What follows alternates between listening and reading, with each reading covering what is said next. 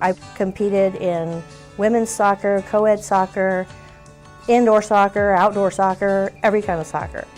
I played volleyball. That was one of the last sports that I was playing before I had to stop doing anything. Tennis, hiking, skiing, everything. Coaching was kind of a unique situation. I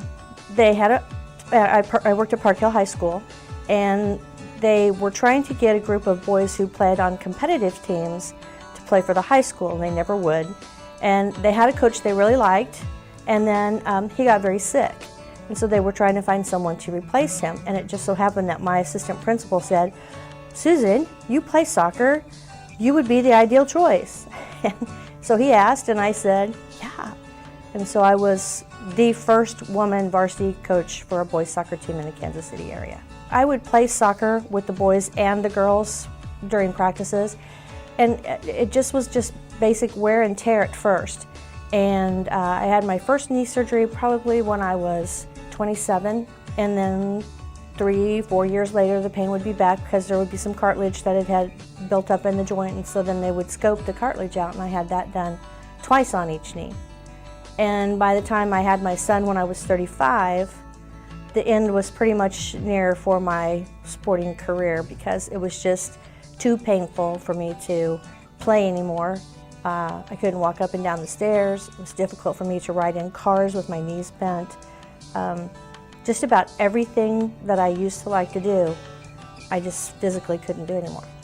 I was contemplating retirement, and I said to my husband, I said, "This is not how I want to spend my retirement. I do not want to be someone who just sits around and does nothing. I want to be able to do some of the things that we used to do." One of the most interesting things about Dr. Reardon was he asked me up front, he's very direct and I like that about him, "What do you want to be able to do? Why do you want to have this?" And I told him. And it was like, okay, let's do it. What Susan had injured were the articular surfaces of the kneecap and the femur and the tibia, not to mention the cartilages in the knee, as you see here. Initially, she underwent knee arthroscopy and did well with this. At those times, we tried to smooth out the surfaces as best we could. However, because of her arthritis, eventually she had bone-on-bone arthritis, and this necessitated another surgery.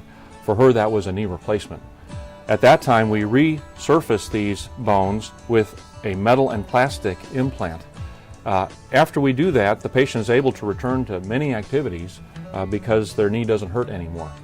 For her, that meant she was able to climb mountains in Colorado and return to many of the sporting activities she wanted to do. Every step of the way, everyone at this hospital, including Dr. Reardon, very upfront. Any question that I ever had would answer, didn't hold back, were very honest, and I appreciated that.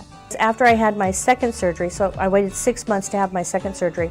7 months after my second surgery, I was in Colorado hiking, and we did an 8-hour hike one day.